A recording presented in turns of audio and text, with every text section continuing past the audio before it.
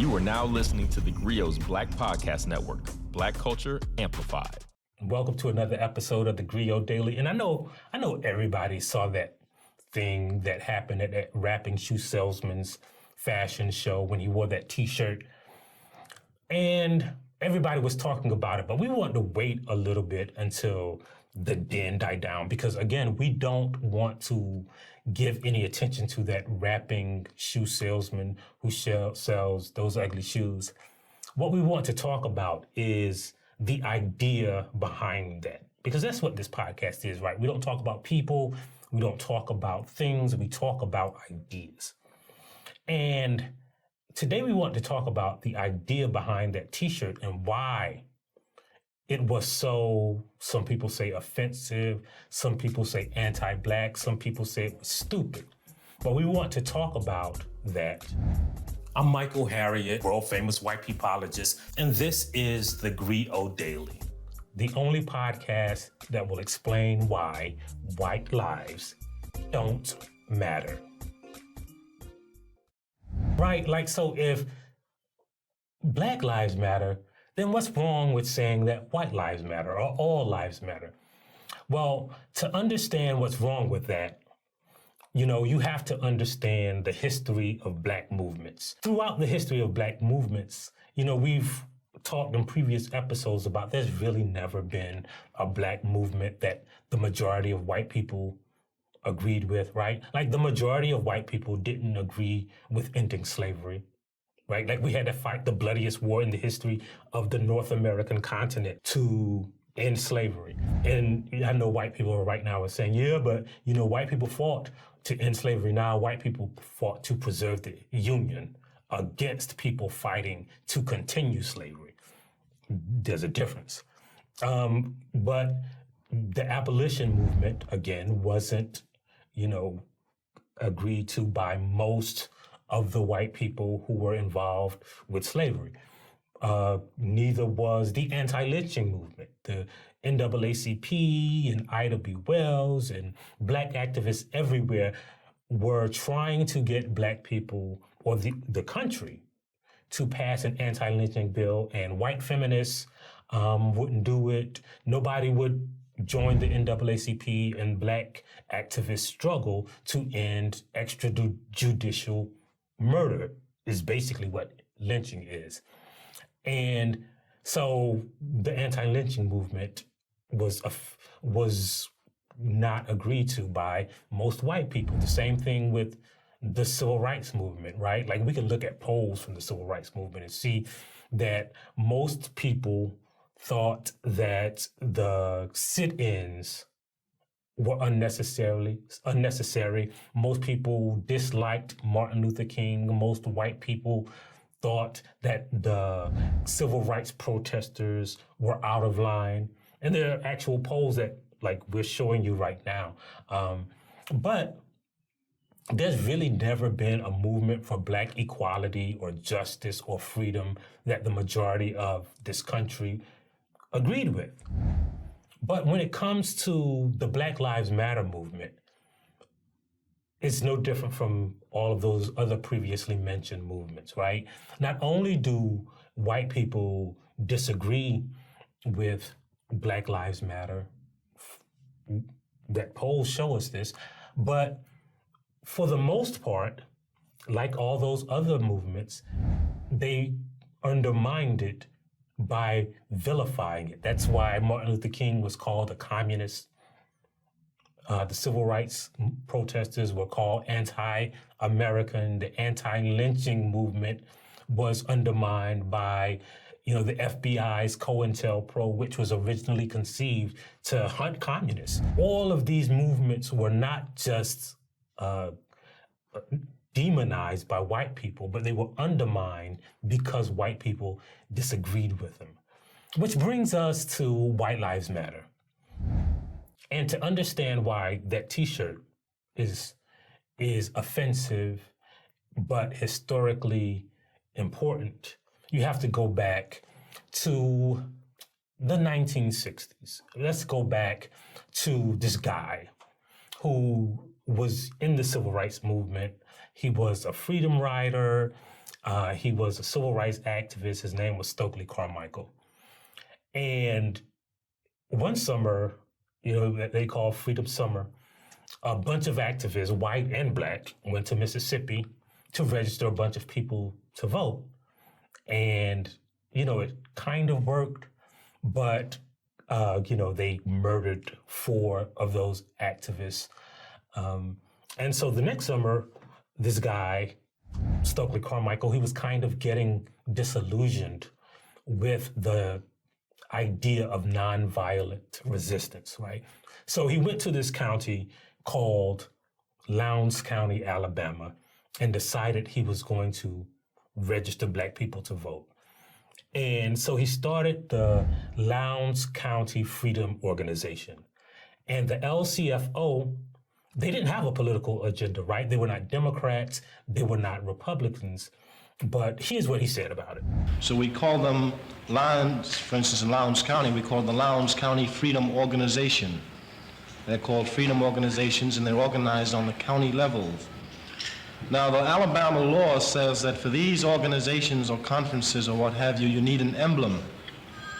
And we just happened to pick the panther. There was no significance about it.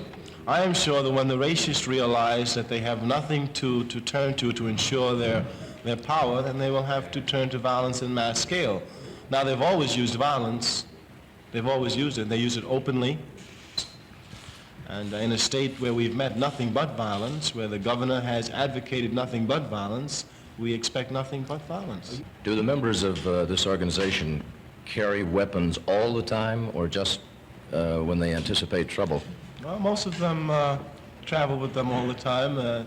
When I first moved into Alabama, you would see pickup trucks go by, white pickup trucks with guns. You can carry a gun in Alabama as long as it's shown. You see rifles, and there were no Negroes, but now in Lowndes County, Negroes carry their guns too.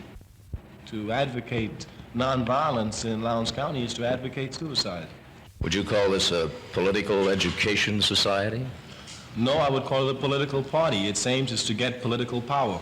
We want to take over the political machinery in the Black Belt counties where we work.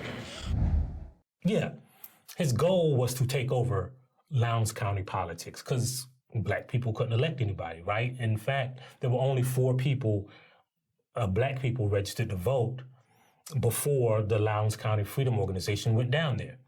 And so they had a motto, and they said that the motto was Black Power for Black people. And that, they weren't scared of these people because they had guns just like the white people had guns.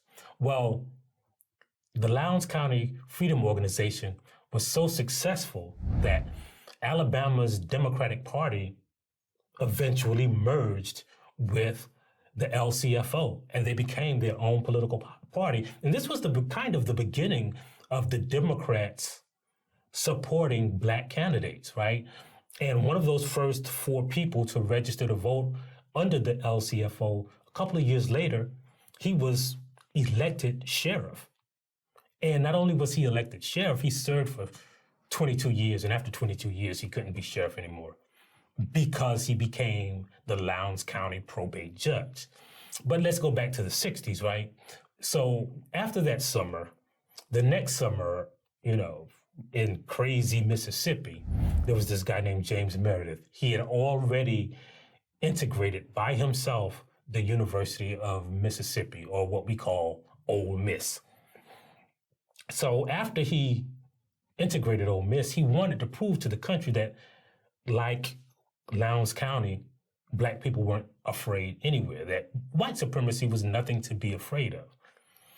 So he wanted to march from Tennessee all the way through the South to show that white supremacy and white supremacists was nothing to be afraid of.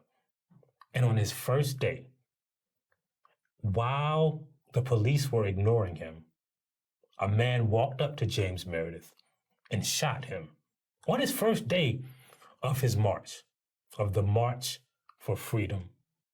His march was over, except that all those black activists said, man, we're not gonna let it go down like this. And they went down to Mississippi and they continued James Meredith's march. And on the first day that they continued the march, they had this big, speech, this big event where all these black leaders spoke. Martin Luther King spoke, all the black leaders spoke. And when it was Stokely Carmichael's time to speak, he didn't talk about nonviolent resistance. He was done with that. He was going to talk about black power for black people. And he stood up and he started speaking, and one of his homeboys stood up and says, "What do we want?"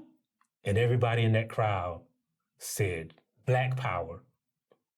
What do we want? Black power. And that's how black power for black people was condensed to the phrase black power. And that's how the LCFO's mascot, the Black Panther, became the mascot of the Black Power movement, which became known as the Black Panther Party. And that's why it was demonized. The whole Black Power movement was demonized by white America. And how did they demonize it? They flipped the phrase. Instead of black power, they started saying white power. Now, that was way back then. But anyone you know today who says that phrase white power, you know that they're specifically using it as a weapon against black people. You know that they believe in white supremacy. And all they did was use the phrase that black people came up to identify with their freedom, with their quest for equality. All they did is flip it and add white to it. And that's the same thing they did with Black Lives Matter. When someone says white lives matter, they're not seriously suggesting that white lives should be important, because there's never been a nanosecond in the history of this country that white lives weren't important. White lives were important when they founded this country. White lives were so important that they dragged black people over here to do white people's work. White lives were so important that they kept lynching us when we said, "Hey man, you don't have to do that."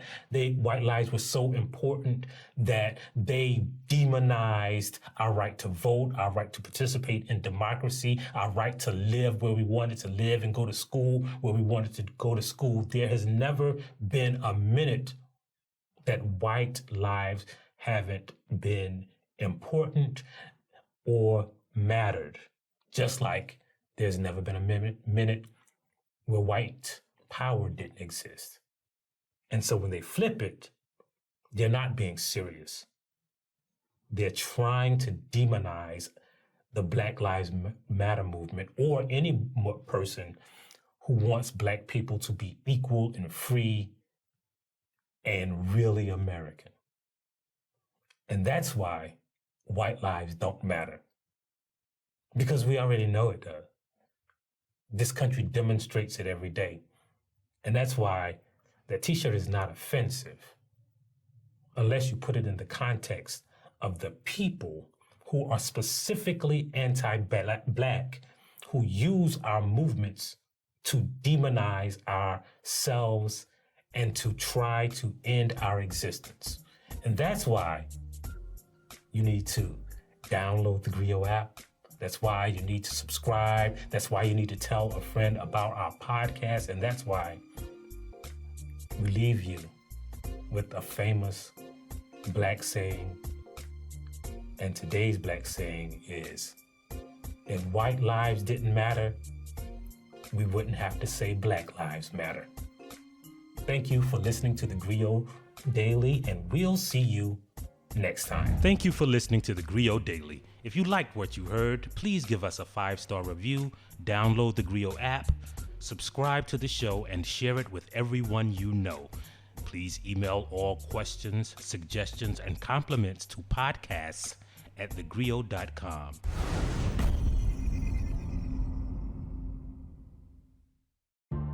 The GRIO Black Podcast Network is here, and it's everything you've been waiting for. News, talk, entertainment, sports, and today's issues, all from the Black perspective. Ready for real talk and Black culture amplified? Be inspired. Listen to new and established voices now on the GRIO Black Podcast Network. Listen today on the GRIO mobile app and tune in everywhere great podcasts are heard.